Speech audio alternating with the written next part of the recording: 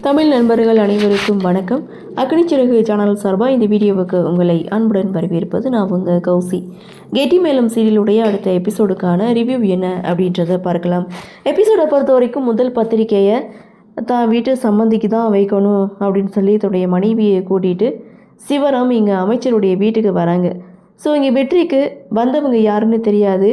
அங்கே பிஏ வந்து இது மாதிரி உங்கள் சம்மந்தி வந்திருக்காங்க அப்படின்னு சொன்னதும் அவருக்கு ஓங்கி ஒரு அறை கொடுத்து யாருக்கு யார் சம்மந்தி அப்படின்னு சொல்லிட்டு வெற்றியை கட்சி வேலையை பார்க்க சொல்லி அங்கேருந்து அனுப்பி வைக்கிறாங்க. வெற்றியும் பார்த்திங்கன்னா வந்தவங்க யாருன்னு தெரியாமலே இங்கே அவங்க மேலே கோபத்தை காட்டிட்டு அங்கேருந்து போகிறாங்க.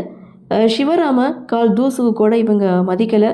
ஸோ இருந்தாலும் இவங்க முறைப்படி பத்திரிக்கையை வச்சுட்டு அங்கேருந்து போகிறாங்க. அப்படியே சீனை கட் பண்ணால் வேலை பார்த்த இடத்துலையும் கொண்டு போய் பத்திரிக்கை இன்விடேஷனை வந்து கொடுக்குறாங்க. போன இடத்துல இங்கே கம்பெனி ரூல்ஸ் அப்படின்னு சொல்லிட்டு சிவராமனை விஆர்எஸ் வாங்க வைக்கிறாங்க.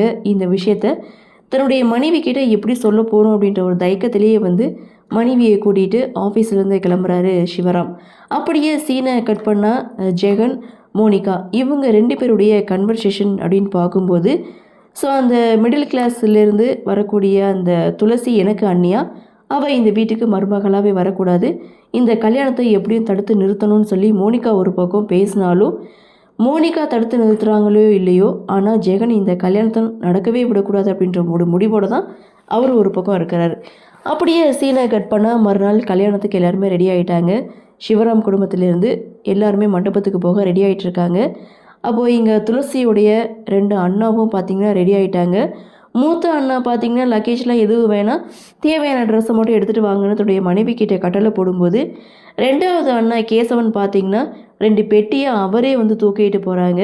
ஸோ இதை பார்த்து துளசியுடைய அண்ணி பார்த்திங்களா அவர் 2 பெட்டியையும் அவரே வந்து சுமந்து போகிறாரு.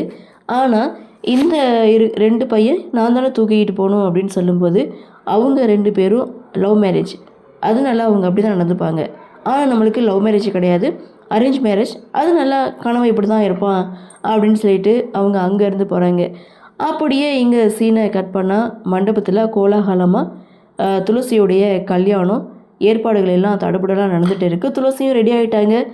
இவ்வளோ நாளாக இப்படி ஒரு மனக்கோலத்தில் பார்க்கணும் அப்படின்ற ஆசை தான் இங்கே துளசியுடைய அம்மாவுக்கு. துளசியை பார்த்ததும் ரொம்பவே சந்தோஷப்படுறாங்க. அப்போது அஞ்சலி துளசியை கலாய்க்கிறாங்க, நீ உடனே உங்கள் சாருக்கு வந்து ஃபோன் பண்ணு அப்படின்னு சொல்லும்போது இங்கே அவங்க காரில் வந்துட்டுருக்காங்க. ஸோ மாப்பிள்ளை வீட்டுக்காரங்க காரில் வந்துட்டுருக்காங்க. ஸோ இந்த பக்கம் ஸ்ரீகாந்துடைய அம்மா தியா இவங்க 3 பேரும் காரில் வந்துட்டுருக்காங்க. ஆனால் ஜெகன், மோனிகா இவங்க 2 பேர் மட்டும் அவங்ககிட்ட சேர்ந்து வரல, தனி காரில் வராங்க. மழையும் ஒரு பக்கம் ஜோராக பெஞ்சிட்டு இருக்குது. இன்னொரு பக்கம் பார்த்திங்கன்னா வெற்றியுடைய அப்பா பார்த்திங்கன்னா இங்கே பூஜை பண்ணிகிட்டு இருக்காங்க. அப்போ அவருக்கு ஒரு ஃபோன் வருது, சேர்மன் போஸ்ட் வந்து நம்ம கையை விட்டு போயிடும் போல் அப்படின்னு சொல்லி கட்சியிலேருந்து யாரோ ஒருத்தர் வந்து கால் பண்ணுறாங்க. இதனால ரொம்ப டென்ஷனாக வெற்றியை கூட்டிகிட்டு அவரும் ஒரு பக்கம் காரில் ரொம்ப பரபரப்போடு வந்துட்டுருக்காங்க. ஸோ வெற்றி கொஞ்சம் ஸ்லோவாக தான் ஓட்டிகிட்டு வருவார். ஆனால் அவருடைய அப்பா பார்த்திங்கன்னா சீக்கிரமாக போ, டிரைவர் தான் மெதுவாக ஓட்டுவான்னு ஒன்றை கூட்டிகிட்டு வந்தால் நீ அவனோட மோசமாக ஓட்டிகிட்ருக்க, இவ்வளோ மெதுவாக போனோம்னா அங்கே கட்சியை கைமாறிடும், சேர்மன் பதவி போயிடும், வேமா போ அப்படின்னு சொல்லி அவரை அடித்து விரட்டுறாரு. ஸோ இங்கே வெற்றியும் பார்த்திங்கன்னா ரொம்ப ஃபாஸ்ட்டாக வந்துட்டுருக்காங்க. ஒரு பக்கம் ஜோர் மழை பெய்யுது, இன்னொரு பக்கம் வெற்றி ஃபாஸ்ட்டாக வந்துட்டுருக்காங்க. இன்னொரு பக்கம் ரொம்ப சந்தோஷமாக ஸ்ரீகாந்த் குடும்பம் கல்யாணத்துக்கு வந்துட்டுருக்காங்க. ஸோ அங்கே தான் ஒரு ட்விஸ்ட்டு என்னென்னு பார்த்தா ஜெகன் வந்து ஃபுல்லாகவே டோட்டலாக தீர்த்து கட்டுறதுக்கு ஒரு பிளானை வந்து போட்டிருப்பார்.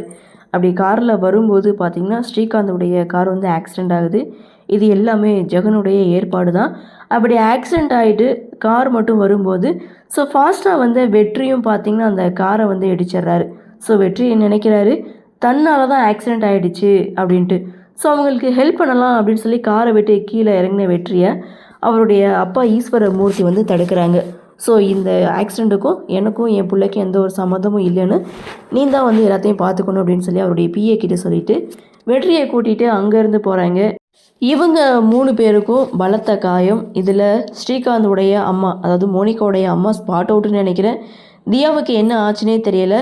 ஆனால் ஸ்ரீகாந்துக்கு மட்டும் கொஞ்சம் உயிர் இருக்கிற மாதிரி காமிக்கிறாங்க. ஆம்புலன்ஸ் வருது. ஸோ இவங்க 3 பேரையும் தூக்கிட்டு போயிட்டுருக்காங்க. அங்கே கவினுடைய ஃப்ரெண்டுக்கு கால் வருது, இது மாதிரி மாப்பிள்ளையோட கார் வந்து ஆக்சிடெண்ட் ஆகிடுச்சு அப்படின்னு சொல்லி கவினுடைய ஃப்ரெண்டுக்கு ஃபோன் வருது. அவர் பார்த்திங்கன்னா கவின் கிட்டே சொன்னதும் ஸோ கவின் உடனே சிவரானை கூப்பிட்டு இது மாதிரி மாப்பிள்ளையுடைய கார் வந்து ஆக்சிடெண்ட் ஆகிடுச்சு அப்படின்னு சொன்னதும் துளசியுடைய அண்ணி பார்த்திங்கன்னா என்னது ஆக்சிடெண்ட்டா, மாப்பிள்ளைக்கு ஆக்சிடெண்ட் ஆகிடுச்சு அப்படின்னு சொல்லி சத்தம் போட்டு சொன்னதுமே ஒட்டுமொத்த மண்டபமே அப்படியே அதிர்ந்து போய் நின்றுட்டுருக்காங்க. இதோட எபிசோட முடிக்கிறாங்க. ஸோ ஜெகன் பார்த்திங்கன்னா மொத்தமாக காலி பண்ணுறதுக்கு அவங்க ஒரு பிளானை வந்து போட்டாங்க. ஆனால் வெற்றி தன்னால் தான் ஆக்சிடெண்ட் ஆகிருக்கு அப்படின்ற மாதிரி தப்பாக புரிஞ்சிட்ருக்கார் போல். ஸோ அடுத்து அது ஒரு பொண்ணோட கல்யாணம் நின்று போனதுக்கு தான் காரணம் அப்படின்ற ஒரு வருத்தம் வெற்றியோட மனசில் ஒரு ஏக்கமாக வந்து வரப்போகுது. ஸோ அடுத்தடுத்து என்ன நடக்கும் அப்படின்ற ஒரு எதிர்பார்ப்பை வந்து இந்த எபிசோடை வந்து கொடுத்துருக்காங்க. இன்றைக்கி எபிசோடு எப்படி இருந்தது, உங்களுடைய கருத்து என்ன அப்படின்றத வழக்கம் போல் கமெண்ட் செக்ஷனில் பதிவு பண்ணுங்கன்னு சொல்லி இந்த வீடியோவிலேருந்து விடைபெறுகிறேன். நன்றி, வணக்கம்.